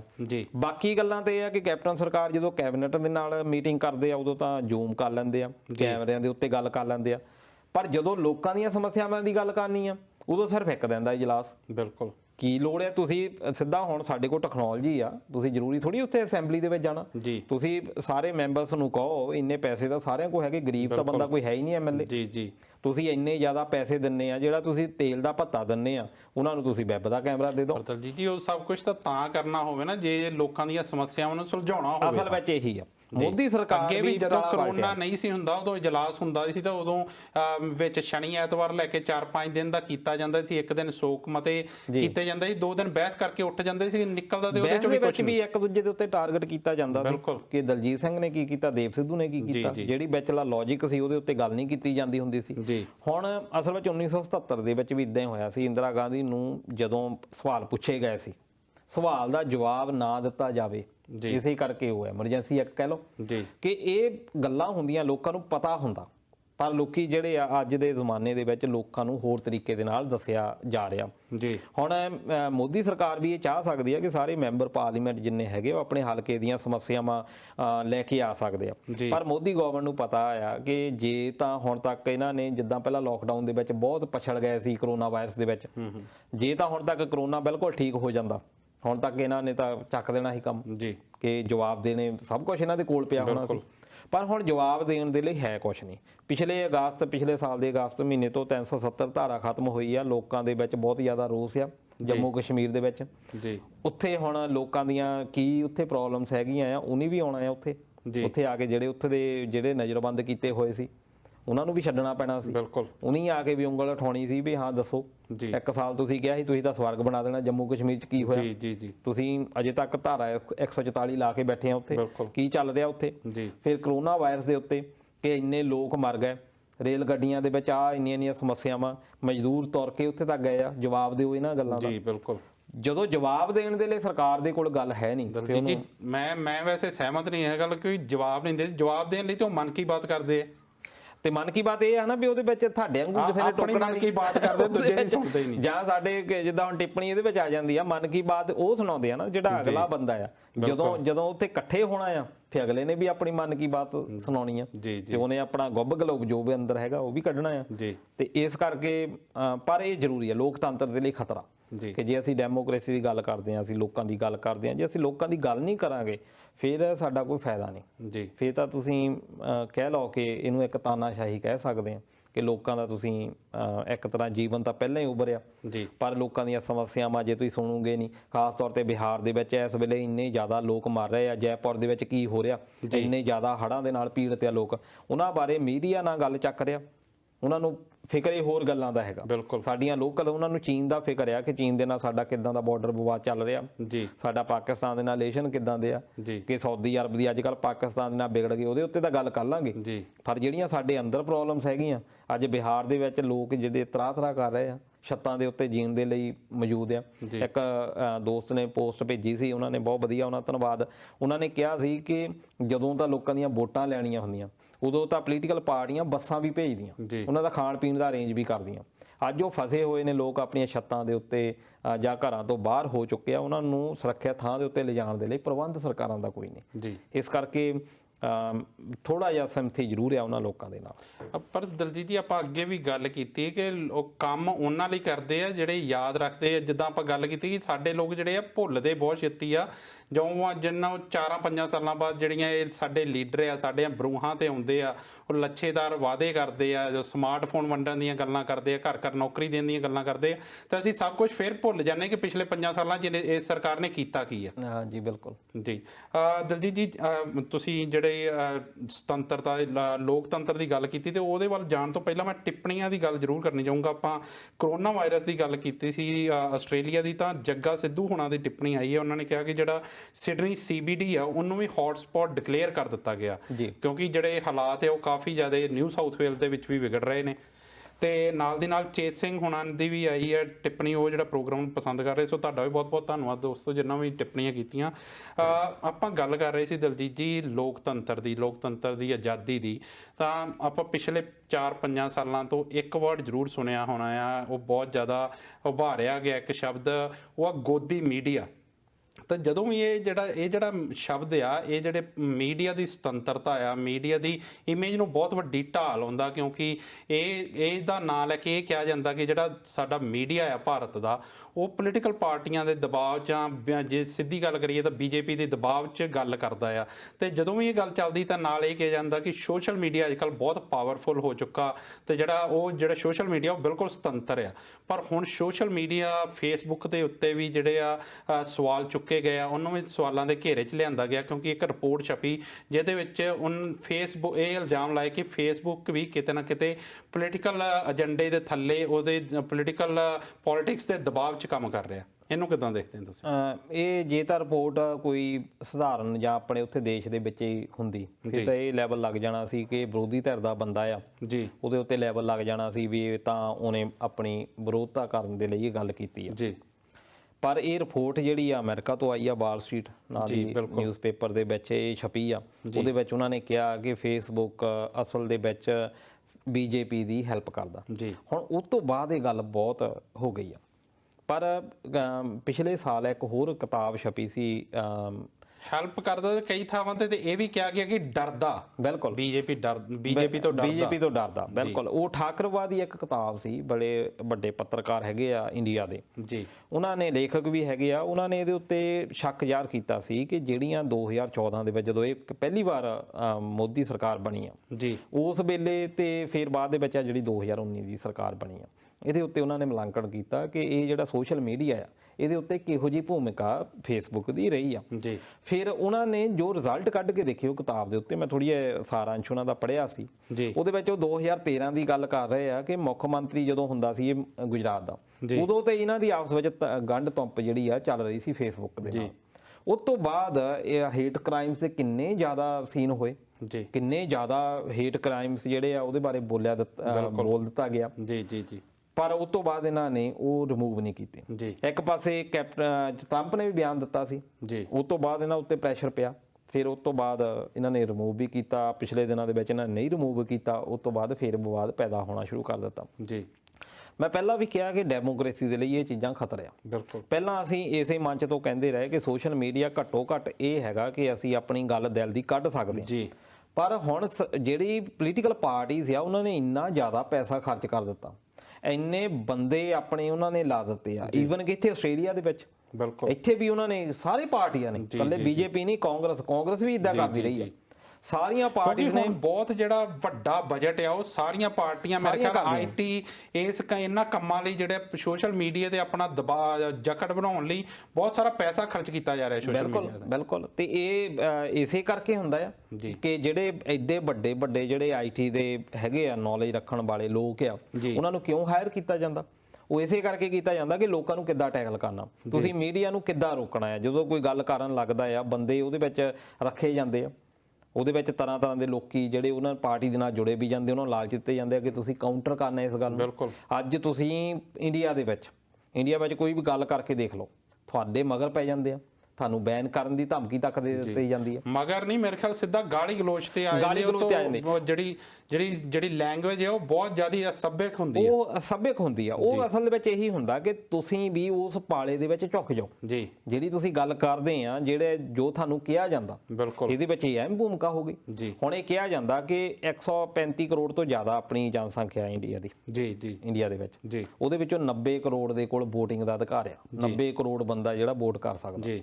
ਤੇ ਤੁਸੀਂ ਹੈਰਾਨ ਹੋਗੇ 40 ਕਰੋੜ ਬੰਦਾ ਜਿਹੜਾ ਆ ਫੇਸਬੁੱਕ ਦੇ ਉੱਤੇ ਮੈਂਬਰ ਬਣਿਆ ਫਿਰਦਾ ਜੀ। ਬਿਲਕੁਲ। ਇਹਦਾ ਮਤਲਬ ਇਹ ਆ ਕਿ ਤੁਸੀਂ ਕਿਤੇ ਪ੍ਰਚਾਰਕਾਂ ਦੀ ਲੋੜ ਹੀ ਨਹੀਂ, ਤੁਸੀਂ ਫੇਸਬੁੱਕ ਦੇ ਉੱਤੇ ਕੰਟੈਂਟ ਇਦਾਂ ਦਾ ਪਾਓ, ਇਦਾਂ ਦਾ ਤੁਸੀਂ ਇੱਕਦਮ ਹੀ ਕਹਿ ਦਿਓ, ਚਾਹੇ ਇਹ ਜ਼ਰੂਰੀ ਨਹੀਂ ਚਾਹੇ ਤੁਸੀਂ ਮੁਸਲਮਾਨ ਦੇ ਹੱਕ 'ਚ ਪਾ ਦਿਓ, ਚਾਹੇ ਵਿਰੋਧ 'ਚ ਪਾ ਦਿਓ।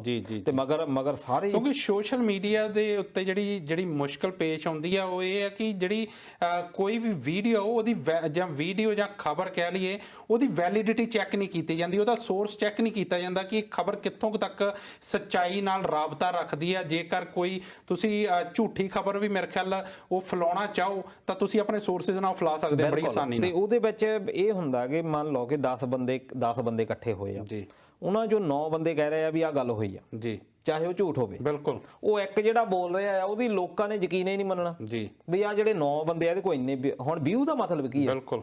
ਹੁਣ ਜਦੋਂ ਕੋਈ ਪ੍ਰੋਗਰਾਮ ਹੁੰਦਾ ਉਹ ਅਗਲਾ ਕਹਿੰਦਾ ਯਾਰ ਤੇਰੇ ਵਿਊ ਕਿੰਨੇ ਆ ਜੀ ਵਿਊ ਤੋਂ ਅੰਦਾਜ਼ਾ ਲਾਇਆ ਜਾਂਦਾ ਕਿ ਇਹ ਬੰਦਾ ਸੱਚ ਕਿੰਨਾ ਬੋਲਦਾ ਜੀ ਬਿਲਕੁਲ ਇਹ ਜ਼ਰੂਰੀ ਨਹੀਂ ਸੱਚ ਬੋਲਣ ਵਾਲੇ ਜਿਹੜੇ ਲੋਕ ਆ ਉਹ ਹੋ ਸਕਦਾ ਬਹੁਤ ਘੱਟ ਹੋਣ ਇਸ ਕਰਕੇ ਇਹ ਇੱਕ ਨਵਾਂ ਹੀ ਇੱਕ ਵਿਸ਼ਾ ਸ਼ੁਰੂ ਹੋ ਗਿਆ ਇੱਕ ਹੁਣ ਆ ਤੁਸੀਂ ਪਿਛਲੇ ਹਫਤੇ ਖਬਰ ਹੋਈ ਕਿ ਬਹੁਤ ਵੱਡੇ ਇੱਥੇ ਆਪਣੇ ਗਾਇਕ ਹੈਗੇ ਆ ਉਹਨਾਂ ਨੇ ਕਿਹਾ ਬਾਲੀਵੁੱਡ ਦੇ ਕਿ ਮੈਂ ਇੰਨੇ ਲੱਖ ਰੁਪਏ ਦਿੱਤੇ ਵਿਊ ਖਰੀਦਣ ਦੇ ਲਈ ਇਹਦਾ ਮਤਲਬ ਕੀ ਆ ਲੋਕ ਹੁਣ ਆਪਣਾ ਇਹੀ ਪ੍ਰਭਾਵ ਬਣਾਉਂਦੇ ਆ ਵੀ ਆਹ ਬੰਦੇ ਦੇ ਵਿਊ ਜ਼ਿਆਦਾ ਆ ਇਹ ਬੰਦਾ ਸੱਚ ਬੋਲਦਾ ਆ ਫਲਾਨਾ ਚੈਨਲ ਆ ਇਹਦੇ ਵਿਊ ਇੰਨੇ ਜ਼ਿਆਦਾ ਆ ਇਹੀ ਸਾਨੂੰ ਵਧੀਆ ਨਿਊਜ਼ ਦਿੰਦਾ ਇਹ ਇੱਕ ਪਾਲਿਸੀ ਬਣਾ ਲਈ ਉਹਦੇ ਲਈ ਫਿਰ ਖਰੀਦੀ TRP ਦੀ ਦੌੜ ਲੱਗ ਗਈ ਇੱਕ ਤਰ੍ਹਾਂ ਜਿਹੜਾ ਸੋਸ਼ਲ ਮੀਡੀਆ ਤੇ ਜਿਹਦੇ ਵਿਊਜ਼ ਜਾਂ ਫਾਲੋਅਰ ਜ਼ਿਆਦੇ ਆ ਉਹਨੂੰ ਇੱਕ ਵਾਰੀ ਸੱਚ ਦੀ ਤੱਕੜੀ ਤੇ ਉਹਨੂੰ ਸਮਝਿਆ ਜਾਂਦਾ ਕਿ ਇਹ ਜਿਹੜਾ ਜ਼ਿਆਦਾ ਸੱਚ ਬੋਲਦਾ ਹੈ ਬਿਲਕੁਲ ਹੁਣ ਤੁਸੀਂ ਦੇਖੋ ਕਿ ਫੇਸਬੁੱਕ ਇਹਦਾ WhatsApp ਵੀ ਇਹਨਾਂ ਦਾ ਹੀ ਆ ਤੇ Instagram ਵੀ ਇਹਨਾਂ ਦਾ ਹੀ ਆ ਜੀ ਇਹ ਕਿਹਾ ਜਾਂਦਾ ਕਿ ਇਹਨਾਂ ਦੇ ਹੁਣ ਤੱਕ 21% ਤੋਂ 23% ਤੱਕ ਯੂਜ਼ਰ ਹੈਗੇ ਆ ਫੇਸਬੁੱਕ ਦੇ ਇੰਡੀਆ ਦੇ ਵਿੱਚ ਜੀ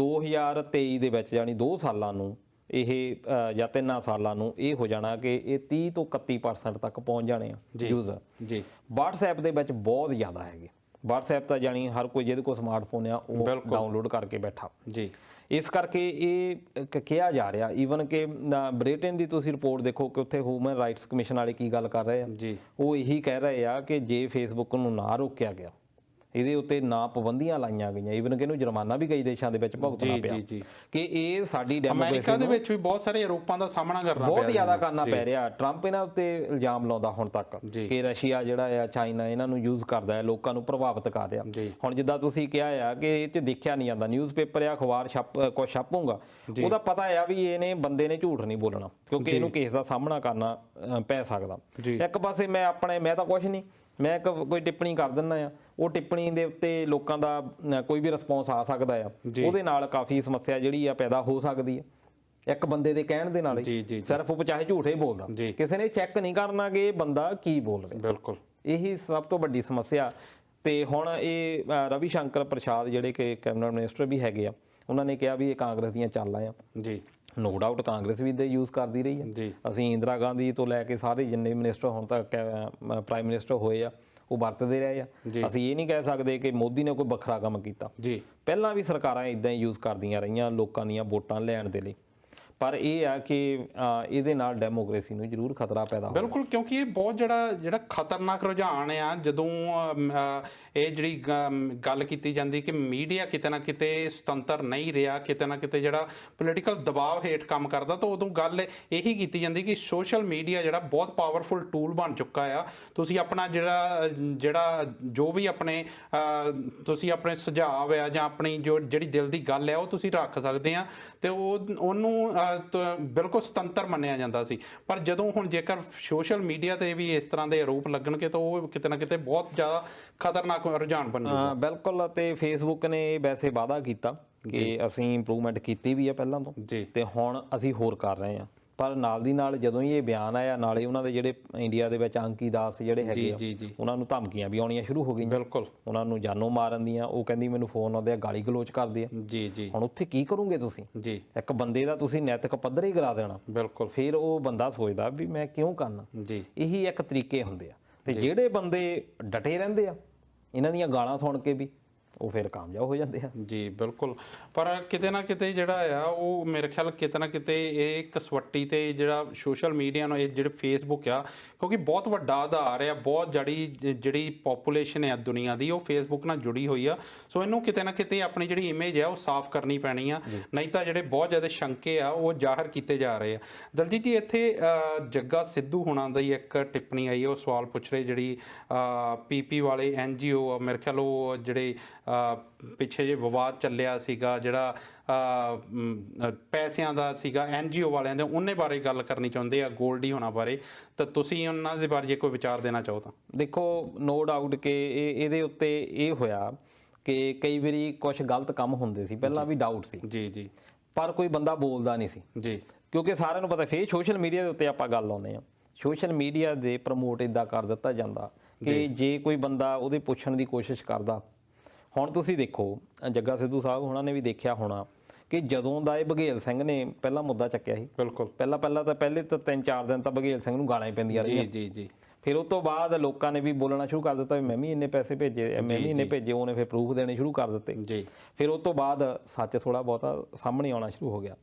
ਪਰ ਇਹਨੇ ਵੀ ਨੋਟਿਸ ਕੀਤਾ ਹੋਣਾ ਵੀ ਜਦੋਂ ਤੋਂ ਇਹ ਰੌਲਾ ਪੈਣ ਲੱਗਾ ਫੇਸਬੁੱਕ ਦੇ ਉੱਤੇ ਉਹ ਪੋਸਟਾਂ ਆਉਣੀਆਂ ਬੰਦ ਹੋ ਗਈਆਂ ਜਿਹਦੇ ਵਿੱਚ ਡੋਨੇਸ਼ਨ ਦੀ ਮੰਗ ਕੀਤੀ ਜਾਂਦੀ ਸੀ। ਜੀ ਬਿਲਕੁਲ। ਬਹੁਤ ਸਾਰੇ ਬੰਦੇ ਸੀ ਜਿਹੜੇ ਕਿ ਡੋਨੇਸ਼ਨਾਂ ਮੰਗ ਰਹੇ ਸੀ, ਫਲਾਣੇ ਥਾਂ ਜੀ ਆ ਇੰਨਾ ਇਲਾਜ ਚੱਲ ਰਿਹਾ, ਜੀ ਅਸੀਂ ਵੀ ਕਰਦੇ ਰਹੇ ਹਾਂ ਜੀ ਜੀ ਬਿਲਕੁਲ, ਕਿ ਫਲਾਣੇ ਥਾਂ ਤਾਂ ਜੀ ਇਹਨਾਂ ਦਾ ਕੋਈ ਹੈ ਹੀ ਨਹੀਂ, ਇਹਨਾਂ ਦਾ ਕਿਉਂਕਿ ਬਾਲੀ ਜਦੋਂ ਬਾਤ ਕੋਈ ਇੱਕ ਨਹੀਂ। ਵੀਡੀਓ ਫੇਸਬੁੱਕ ਤੇ ਪੋਸਟ ਕੀਤੀ ਜਾਂਦੀ ਆ ਕੋਈ ਮਤਲਬ ਬਜ਼ੁਰਗ ਔਰਤ ਜਾਂ ਉਹਦੇ ਹਾਲਾਤ ਵਿਖਾ ਕੇ ਕੋਈ ਮਗਰ ਜਿਹੜਾ ਗਾਣਾ ਲਾ ਦਿੱਤਾ ਜਾਂਦਾ ਤਾਂ ਮੇਰੇ ਖਿਆਲ ਹਰ ਬੰਦਾ ਇਮੋਸ਼ਨਲ ਹੋ ਜਾਂਦਾ। ਬਿਲਕੁਲ। ਤਾਂ ਜਿਹੜਾ ਕਿਉਂਕਿ ਇੱਥੇ ਜਿਹੜਾ ਸੋਚ ਇਹ ਕੰਮ ਕਰਦੀ ਹੈ ਕਿ ਸਾਡੇ 10-50 ਡਾਲਰ ਨਾਲ ਕੋਈ ਫਰਕ ਨਹੀਂ ਪੈਣਾ, ਪਰ ਜਦੋਂ 50 ਜਾਂ 10-10 ਡਾਲਰ ਕਰਕੇ ਜਦੋਂ ਹਜ਼ਾਰਾਂ ਬੰਦੇ ਉਹ ਭੇਜ ਦਿੰਦੇ ਆ ਤਾਂ ਜਿਹੜਾ ਬੰਦਾ ਉੱਥੇ ਬੈਠਾ ਆ ਉਹਦਾ ਕਾਫੀ ਕੁਝ ਸਵਰ ਜਾਂਦਾ ਹੈ। ਬਿਲਕੁਲ। ਤੇ ਪਰ ਉਹਦੇ ਨਾਲ ਇਹ ਵੀ ਹੋਇਆ ਹੈ ਕਿ ਕੁਝ ਬੰਦੇ ਡੈਡੀਕੇਟਡ ਵੀ ਆ ਜੀ, ਕੁਝ ਬੰਦੇ ਇਦਾਂ ਦੇ ਵੀ ਹੋਣਗੇ ਜਿਹੜੇ ਨੇ ਆਪਣਾ ਬਿਲਕੁਲ ਜਿਹੜੇ ਕੰਮ ਕਰਦੇ ਆ ਉਹਨਾਂ ਨੇ ਕੰਮ ਵੀ ਬੜੇ ਕੀਤੇ ਹੋਆ। ਜੀ ਜੀ। ਪਰ ਇਹਦੇ ਨਾਲੋਂ ਜ਼ਰੂਰ ਇਹ ਐਨਆਰਆਈਸ ਨੂੰ ਜ਼ਰੂਰ ਦੇਖਣਾ ਚਾਹੀਦਾ, ਜਿੱਦਾਂ ਹੁਣ ਮੰਨ ਲਓ ਕਿ ਪਿੰਗਲਵਾੜਾ ਆ, ਜੀ ਜੀ, ਅਸੀਂ ਉਧਰ ਬਹੁਤਾ ਧਿਆਨ ਨਹੀਂ ਦਿੰਦੇ। ਬਿਲਕੁਲ। ਉਹਨਾਂ ਦਾ ਜਿੰਨਾ ਹੈਗਾ ਇੰਨੀ ਉਹਨਾਂ ਉੱਤੇ ਕੋਈ ਕਿੰਤੂ ਪਰੰਤੂ ਕਰੇ ਨਹੀਂ ਸਕਦਾ। ਜੀ ਜੀ ਜੀ। ਜਿਹੜੀਆਂ ਇਦਾਂ ਦੀਆਂ ਸੰਸਥਾਵਾਂ ਬਹੁਤ ਸਾਰੀਆਂ ਸੰਸਥਾਵਾਂ ਆ, ਇਹ ਨਹੀਂ ਕਿ ਜਿਹੜੇ ਇਦਾਂ ਦੇ ਬੰਦੇ ਉੱਠਦੇ ਆ ਇਹਨਾਂ ਦੇ ਨਾਲੋਂ ਤੁਸੀਂ ਇਹ ਕਰੋ ਕਿ ਆਪਣੇ ਪਿੰਡ ਦੇ ਵਿੱਚ ਕੋਈ ਨਾ ਕੋਈ ਬੰਦਾ ਅਡਾਪਟ ਕਰ ਲਓ। ਹਰ ਪਿੰਡ ਦੇ ਵਿੱਚ ਸਮੱਸਿਆ ਦਾ ਗ੍ਰਸਤ ਹੈਗੀ। ਮੇਰੇ ਖਿਆਲ ਸਭ ਤੋਂ ਵਧੀਆ ਤੇ ਆਸਾਨ ਤਰੀਕਾ ਇਹੀ ਆ ਕਿ ਕਿਸੇ ਦੇ ਮੂੰਹ ਵੱਲ ਵੇਖਣ ਨਾਲੋਂ ਹਰ ਬੰਦੇ ਦਾ ਜਿਹੜਾ ਆਪਣਾ ਪਿੰਡ ਆ ਉਹਦੇ ਵਿੱਚ ਜਿਹੜੇ ਜੇ ਹਰੇਕ ਬੰਦੇ ਦੇ ਰਿਸ਼ਤੇਦਾਰ ਕਿਤੇ ਨਾ ਕਿਤੇ ਉੱਥੇ ਰਹਿੰਦੇ ਹੁੰਦੇ ਆ ਉਹਨਾਂ ਨਾਲ ਗੱਲ ਕੀਤੀ ਜਾ ਸਕਦੀ ਹੈ। ਜਿਹੜਾ ਵੀ ਜ਼ਰੂਰਤਮੰਦ ਆ ਉਹਦੀ ਜੇਕਰ ਤੁਸੀਂ ਮਦਦ ਕਰੋ ਮੇਰੇ ਖਿਆਲ ਜ਼ਿਆਦਾ ਵਧੀਆ। ਉਹ ਜ਼ਿਆਦਾ ਵਧੀਆ ਆ। ਮੈਨੂੰ ਨਹੀਂ ਪਤਾ ਕਿ ਉਹ ਗੋਲਡੀ ਕੀ ਕਿ ਹੋ ਸਕਦਾ ਉਹਨੇ ਕੰਮ ਵੀ ਕੀਤੇ ਹੋਣਗੇ, ਉਹਨਾਂ ਦੇ ਇਸਲਾਮ ਹੈ ਜਿਹੜੇ ਕੰਮ ਕੀਤੇ ਹੋਣਗੇ। ਨਾਲ ਬਘੇਲ ਸਿੰਘ ਨੂੰ ਵੀ ਆ ਕਿ ਉਹ ਵੀ ਸਹੀ ਬੋਲਦਾ ਹੋਊਗਾ, ਜਿਹੜੇ ਉਹ ਪ੍ਰੂਫ ਦੇ ਰਿਹਾ ਉਹ ਪ੍ਰੂਫ ਦੇ ਨਾਲ ਗੱਲ ਕਰ ਰਿਹਾ ਜੀ। ਉਹਨੇ ਕੋਈ ਇਹ ਤਾਂ ਹੈ ਨਹੀਂ ਵੀ ਉਹਨੇ ਤਰਕ ਦੇ ਨਾਲ ਸਾਰੀ ਗੱਲ ਕੀਤੀ ਆ। ਤਰਕ ਦੇ ਨਾਲ ਗੱਲ ਕੋਈ ਕਰਦਾ ਆ ਤੇ ਉਹਨੂੰ ਆਪਾਂ ਦੋਸ਼ੀ ਵੀ ਨਹੀਂ ਕਹਿ ਸਕਦੇ। ਪਰ ਲੋਕਾਂ ਨੂੰ ਜ਼ਰੂਰ ਇਹ ਹੈਗਾ ਕਿ ਜਿਹੜੇ ਪਹਿਲਾਂ ਤੋਂ ਸਥਾਪਿਤ ਹੈਗੇ ਆ ਜਿਨ੍ਹਾਂ ਬਾਰੇ ਕੋਈ ਸ਼ੱਕ ਹੀ ਨਹੀਂ, ਜਿੱਦਾਂ ਮੈਂ ਗੱਲ ਕੀਤੀ ਆ ਪਿੰਗਲਵਾੜੇ ਦੀ ਗੱਲ ਕੀਤੀ ਆ, ਉਹਨਾਂ ਜਿੰਨਾ ਕੰਮ ਕਿਸੇ ਨੇ ਕਿਹਨੇ ਕਰ ਲੈਣਾ ਅੱਜ ਤੱਕ ਤੁਸੀਂ ਦੇਖੋ। ਤੇ ਉਹਨਾਂ ਨੇ ਬਹੁਤਾ ਪ੍ਰਚਾਰ ਵੀ ਨਹੀਂ ਇਦਾਂ ਦਾ ਹੈਗਾ ਸੋਸ਼ਲ ਮੀਡੀਆ ਦੇ ਉੱਤੇ ਦੇਖੋ ਤੁਸੀਂ। ਜੀ ਜੀ। ਅੱਜ ਤੱਕ ਉਹਨਾਂ ਨੇ ਕਦੀ ਕਿਹਾ ਹੀ ਨਹੀਂ ਵੀ ਸਾਨੂੰ ਪੈਸੇ ਦਿਓ ਜੀ। ਉਹ ਸਿਰਫ ਜਿਹੜੇ ਬੰਦੇ ਜੁੜੇ ਹੋਏ ਆ ਜਿਨ੍ਹਾਂ ਨੂੰ ਪਤਾ ਉੱਥੇ ਕੰਮ ਹੋ ਰਿਹਾ ਆ ਉੱਥੇ ਕਰ ਰਹੇ ਆ। ਉਹ ਬਹੁਤ ਸਾਰੀ ਉਹਨਾਂ ਦੀਆਂ ਬ੍ਰਾਂਚਸ ਵੀ ਹੈਗੀਆਂ, ਹੋਰ ਵੀ ਬਹੁਤ ਸਾਰੇ ਇਦਾਂ ਦੇ ਆਸ਼ਰਮ ਹੈਗੇ ਆ ਜਿਹੜੇ ਚੁੱਪ ਚਪੀਤੇ ਕੰਮ ਕਰ ਰਹੇ ਆ। ਦਾਨੀ ਸੱਜਣ ਉਹਨਾਂ ਕੋਲ ਜਿਹੜੇ ਜਾਂਦੇ ਆ ਦੇਖਦੇ ਆ ਉਹ ਆਪੇ ਦੇ ਜਾਂਦੇ ਆ।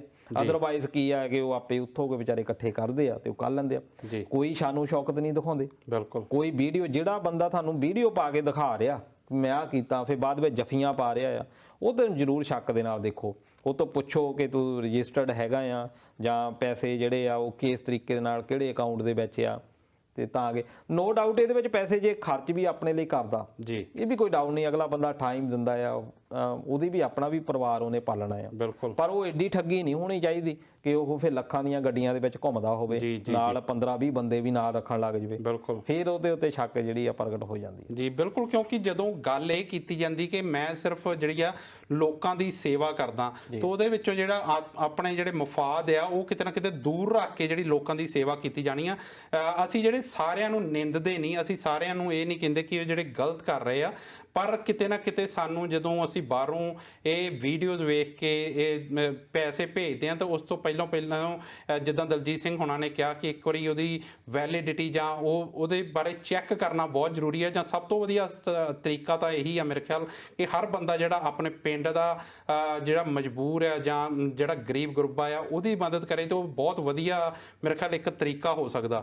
ਦਲਜੀਤ ਜੀ ਖਬਰਾਂ ਤਾਂ ਹੋਰ ਵੀ ਸੀ ਪਰ ਜਿਹੜਾ ਸਮਾਂ ਆ ਉਹ ਇਜਾਜ਼ਤ ਨਹੀਂ ਦੇ ਰਿਹਾ, ਆਪਣਾ ਪ੍ਰੋਗਰਾਮ ਦਾ ਸਮਾਂ ਹੋ ਚੁੱਕਾ। ਸੋ ਤੁਸੀਂ ਆਏ ਇਹ ਜਾਣਕਾਰੀਆਂ ਸਾਡੇ ਨਾਲ ਸਾਂਝੀਆਂ ਕੀਤੀਆਂ ਉਹਦੇ ਲਈ ਬਹੁਤ ਬਹੁਤ ਧੰਨਵਾਦ। ਦੋਸਤੋ ਉਮੀਦ ਕਰਦੇ ਹਾਂ ਤੁਹਾਨੂੰ ਇਹ ਪ੍ਰੋਗਰਾਮ ਪਸੰਦ ਆਇਆ ਹੋਵੇਗਾ। ਤੁਸੀਂ ਆਪਣੀਆਂ ਟਿੱਪਣੀਆਂ ਫੀਡਬੈਕ ਸਾਡੇ ਤੱਕ ਜ਼ਰੂਰ ਪਹੁੰਚਾਇਆ ਕਰੋ ਤਾਂ ਜੋ ਸਾਡੇ ਜੇਕਰ ਪ੍ਰੋਗਰਾਮ ਦੇ ਵਿੱਚ ਕੋਈ ਤਰੁੱਟੀਆਂ ਹੋਣ ਤਾਂ ਉਹ ਅਸੀਂ ਅਗਲੀ ਵਾਰ ਦੂਰ ਕਰ ਸਕੀਏ।